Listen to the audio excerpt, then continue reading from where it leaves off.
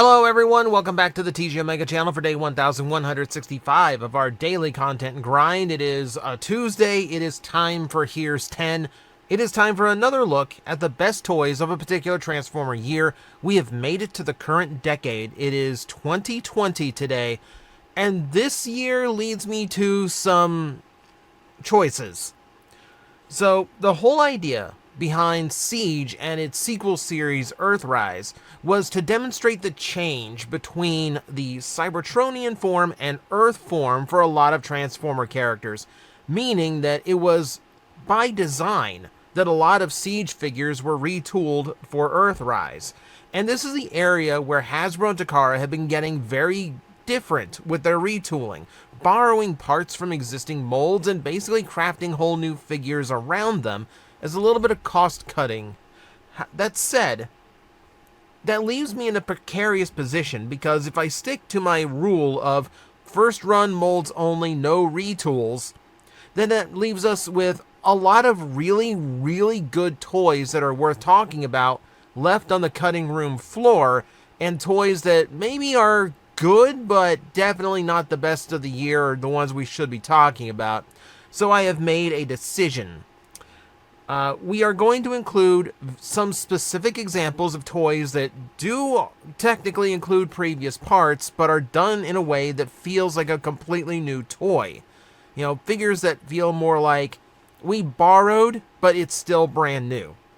You'll see when we get there. So, it's an interesting year, and yeah, we've got a lot of bangers to talk about. So, without further ado, let us talk about the best toys of the year 2020. And we're going to start with a Studio Series figure, which, much to my surprise, I'm not big on Studio Series toys that aren't 86. Not because I'm a G1 or because I'm not a big fan of the aesthetics or the complexity. But that said, sometimes it hits a really good balance. Shatter had a pretty rough toy her first time around, with an inaccurate head and just, you know, kind of a sloppy figure all the way around, but oh, did they get it right on the second time. Obviously not a triple changer because she is a deluxe, but she looks far closer to how she looked in the movie in her robot mode. Transformation is way smoother on this figure. You've got two arm cannons that can attach to her for extra accessory, and then the jet mode is just beautiful. It's not a Harrier, but it is meant to invoke a Harrier. It's a licensed jet, just not exactly the one from the movie, but it still serves its purpose and it still looks really good. I love Shatter as a character. I'm thrilled that she got one figure that at least represents her very well. And one of the things I love about the toy, look at how much red is in that robot mode, and there's barely any on the vehicle. I love that visual transformation. You know, I can still tell she is a... Believe it or not, you can still see jet parts in her. In the legs and obviously on her back. But she does actually have enough of the car to represent her on-screen character, while still reminding me she's going to become a jet. And to make that conversion into, like, from red to gray, really well done. Should have been better. Like, she deserved better her first time around. I am very thankful she got it. You know it's a banger year when one of my favorite toys ends up this low on the list. By very design, this is one of my favorite figures, even all the way back to Generation 1. Let's take a look at Snapdragon. This was, again, the horror con that was missing during Titan's return. Like, why didn't we get this figure when every Voyager toy was a triple changer? Seems very obvious to me. Once again, you have the very rare instance of a triple changer who has a jet mode and a beast mode. And I love how you turn that Blackbird, you know, style jet into a T-Rex. It's a really clever conversion. And I do think they did a good job conveying this version of the character in a modern toy. The beast mode's more articulated, the jet mode still looks good, the cockpit works really well.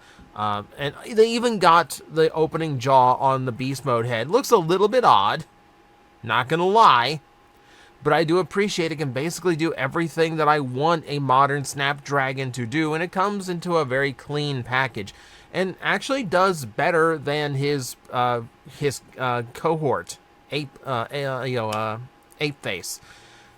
That said, as I explained, it's an extremely strong year.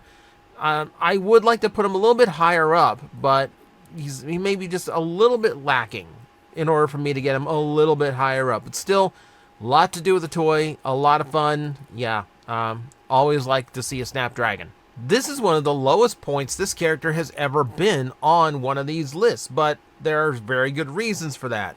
Deserves to be on the list, but we do acknowledge some flaws. Let's talk about the Earthrise version of Optimus Prime. This is where we get into the little bit of cheating that I am doing because, yes, he uses parts from the Siege figure. That said, as we explained, that's the intent behind Siege and Earthrise, to demonstrate the difference between Cybertronian and Earth mode. But the toy does not feel like the Siege figure at all. The transformation is dramatically different and, in my opinion, very improved. You have a really clever bit of transforming in order to get his torso from the truck mode to the robot mode, and it comes across way cleaner than the Siege figure does, with barely any kibble hanging off him anywhere. It's just basically just 2 tires on his back. That's it. Everything else is a really smooth, really well done Optimus Prime that still works in his Matrix chest, and yes, it's a leader class, so he gets to come with his trailer. Now, he only ranks low on the list because, okay, we always acknowledge the proportions on him are a little bit odd. Whether you want to say he's short-armed or long-legged, you're not wrong either way. And, of course, the trailer itself is lacking because there's no roller. The drone, the repair unit, is completely unpainted. It is at best like most of a complete package of an Optimus Prime. For its time, though, really good figure with a lot of really clever, fun transformation elements to it. Yes, technically a retool, but it's doing so many things differently and it basically doesn't feel anything like the Siege figure, so I think it deserves to be included. We could also say the same for this toy because it also is using a previous figure for some of its parts, but essentially is a complete reskin of a previously good figure. So let's talk about Gigawatt. Yes, I know it's supposed to be Gigawatt. I always pronounce it Gigawatt because that's how they pronounced it in Back to the Future. This was a dream toy. How many years did everyone wish that the DeLorean from the movie actually got a Transformer toy? It's a perfect merger of popular 80s sci-fi brands. And I love how much has gone into this. I like the science goggles on the robot mode head. I love the flux capacitor as part of the chest. I like the pole, the hook, to represent the final scene from the first movie. I love that it can convert into the DeLorean from the second movie, complete with a Mr. Fusion. A Mr. Fusion that can plug into the back of his gun like his little tiny nuclear reactor is powering his rifle. That's a really clever touch. Yes, it's Siege Sideswipe, but again, it's a toy that feels entirely different from its original. And I'm not docking it because it's reusing a couple parts, and I'm not docking it because it reuses the transformation. The point is, it is essentially, for all intents and purposes, a completely new toy doing something very, very different. And it's as fully featured as I could have ever hoped from a DeLorean Transformer. Great look, great function, great accessories, just really, really strong execution all around. To this day, probably the best that the collabs have ever done. We're entering an era where Masterpiece has a hard time reaching the top anymore because the prices of the figures are starting to become really, really high, and the quality control is starting to sink a little bit. But that said, they can still produce some really cool toys with some really cool features. Lio Convoy. Now, yeah, there's a few problems. I had a friend with a few problems with theirs, but mine was always fine. Most people's were always fine. And I can't fault just really good design work here. The robot mode is just spot on. It is beautiful in its ability to recreate the look of Lio Convoy from Beast Wars Seconds cartoon. And you got tons and tons of features. Basically everything the original toy can do, like the claw tonfas, that is still there. The hidden cannons in the main, that is still there. The beast mode admittedly broken up a little bit, but we acknowledge that the beast cheated a lot. The beast cheated a lot, so we're not going to dock it too many points for that. I think what makes up the points is just how clever the head is. The lion head, you'll notice, has more, organic looking mane in beast mode, and as well as the animation, the cartoony face. But then in the robot mode, has a robotic face and a much more mechanical mane to get the look of the animation correct. That is an incredibly cool visual trick. On top of the fact that the hidden guns are still in there, opening up into a shield is still in there, it still does everything. And it has this incredibly good trick on top of it. Yeah, that's worth being on the list. Now you've got really clever masterpiece level engineering. You're allowed to play with the big boys in 2020. Really, really solid figure. Really, really good. Gotta love Beast Wars 2nd to pay the price, but for those who really like their Lio Convoy, absolutely worth it. One more for this is technically a retool, but it's using so few parts and it's doing something so drastically different, I'm going to count it as a brand new toy. Because frankly, this was an amazing figure that I absolutely want to acknowledge on this list, even if it's reusing Galvatron's legs. Super Megatron is a design I have been wanting them to do forever. Ever since I learned about the return of Convoy and the Battlestars and, the return of Megatron as well. I loved the look and the design. It was an incredibly menacing, powerful looking Megatron, and I always wanted a toy of it. Thrilled that we finally got there. It is an incredibly extensive retool of Galvatron from Titan's Return, with so much thrown in. We've got a tank mode and a jet mode. We've got alternate parts so you can switch from Super Megatron to Ultra Megatron. And then we've even thrown in more parts so you could switch it to the comic book exclusive Ultra Megatron Omega. It's doing even more than I ever wanted a Super Megatron toy to do, on top of the fact that it just looks really, really freaking cool. Yeah, this is a pretty spectacular release. Yeah, it's retooled from Galvatron. You can see it in the legs, but really, look at how different it is. This is not Galvatron. This is a completely new toy, doing completely new things, and it is a wonderful inclusion into the toy line. There is always part of me that will hope that we get this again. I would love to see Super Megatron and Ultra Megatron as completely different toys. And I would love for them to get like far more accurate versions. But that's lofty.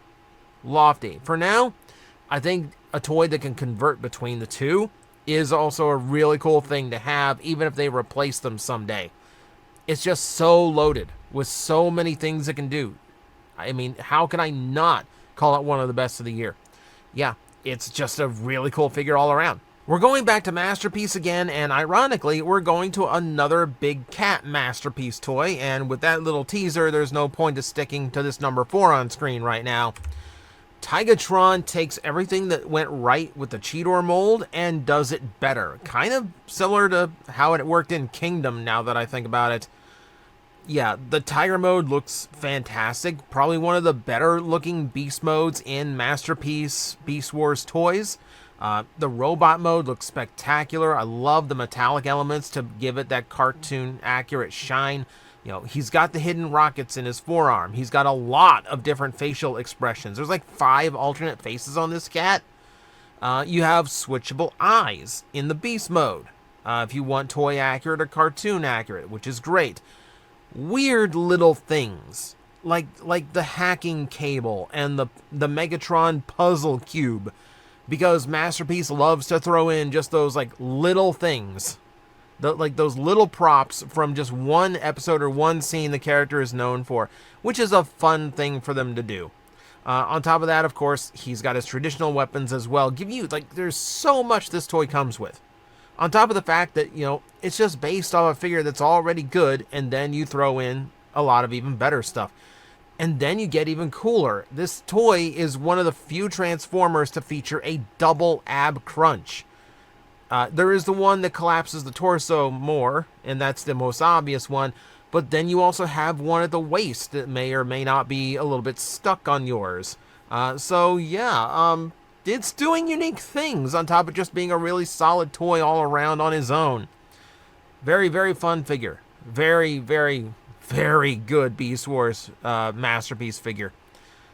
Yeah, and guess what? It's not yellowing like some of the Kingdom Tigatrons are doing. So yeah, for Beast Wars fans, gotta be a must-have, right? Here's one that caught everybody off guard because I don't think anyone expected this toy to end up as good as it did. It's a very pleasantly surprising figure, especially because we're going up to the Commander price point now. Let's talk about Lynx, and Lynx is a toy that already demands a lot. So you've got to get the Lynx mode and the Bird mode in there separately, and you have to let them combine. You have to give them an appropriate amount of articulation so that they actually feel like they are worthy figures for the modern day. Obviously, they have to transform, but this toy took it a step further. So on top of all of this, there is also a base mode now for Lynx. And lo and behold, it's actually pretty good.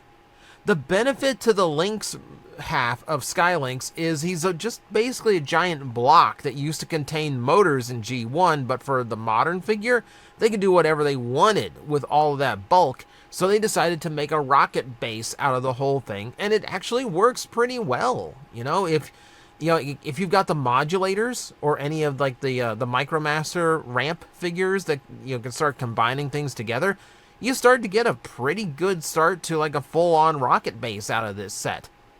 Yeah, this thing turned out way better than I think a lot of us assumed that it would. There's a few weird issues that this toy can have, which is the only reason it's not making like number 2 or number 1 on this list. But I am happy that Lynx has a really solid figure. We will acknowledge the Power of the Primes one just kind of left us wanting. And I'm really, really happy they gave us what, to this point, is likely the defining Lynx toy. Unless he ends up as one of the weird, like, smaller Titans later on. But until then, yeah, extremely solid, extremely good toy. Speaking of Titans, this was the year Hasbro finally listened to me and gave me the one Titan figure that I had always been asking and begging for. Oh, and it made me so happy when it finally hit. Scorponok was my pick every single time they said, we're going to be doing a Titan next year. Finally, you give me the one that I wanted in G1 so bad. I love the look of Scorponok. The proportions on here are spot on. He looks incredibly powerful, plays extremely well. He's got his base mode, the Scorpion mode. Granted, the original toy wasn't exactly the most complicated thing in the world. So this is not like a huge surprise. Like the fact that everything came out really, really good, not shocking. What I do like about it is they've leaned far closer to like comic book accuracy with the head. So he, as a Titan, he doesn't have that tiny face thing that the original G1 Scorponok had. They also did the right thing and made him a double headmaster to properly be like the counterpart to his Autobot rival Fortress Maximus.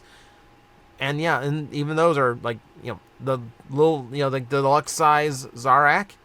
Also, just a really nice figure on his own. Does everything I ever wanted it to do. Now, granted, it does exactly what I expect, but yeah, it's just fun. It's just such a fun figure. I love this toy. That said, this year caught me off guard. Sometimes a toy can be just so well done that you can topple Titans, Commanders, and even Masterpiece toys. When everything looks and feels right and everything is done so well, you can be the top toy of the year without really throwing in a ton of extra gimmicks, features, accessories, whatever. It's bang for your buck. And for the biggest bang that I had in 2020, it doesn't top Cyclonus. This thing is perfect. Like, if they just redid this engineering and upsized it to call it a masterpiece, I would be happy. I would genuinely be happy. Articulation is great. Proportions are great. Color is great. Like, he just screams Cyclonus in every aspect. Basically kibble free. Like, he is an exceptionally clean figure in the robot mode, and then even more so in the jet mode. No real underkibble at all in the jet. Everything in the jet is super sleek and smooth and fits together. Like, the way the nose cone transforms, the accordion effect to collapse the whole thing together and then fold it into his chest for robot mode. Like, the way everything swings around on the cockpit like a big hinge. It's just so well done. This toy is so nice to transform. Like, it just feels so good. Like, easily the best Cyclonus we've ever had. I would dare say definitive, but we might get a masterpiece that pushes the boundaries just a little bit further. I'm not entirely sure how you do that, but there probably is a way. But until that day, if I'm talking bang for your buck, this toy gave me the biggest bang that I've had for a Voyager class price point for a long time. It does everything right. I can't really find a major flaw to the toy at all, and it's just everything I wanted in a Cyclonus figure. And for me, that makes you the best of the year 2020. But of course, always left to debate. You are free to debate it in the comments below, so long as you keep everything nice and civil. We're all just here to have fun with toys. So keep that in mind, discuss at your leisure, and thank you for watching. I will see you next time.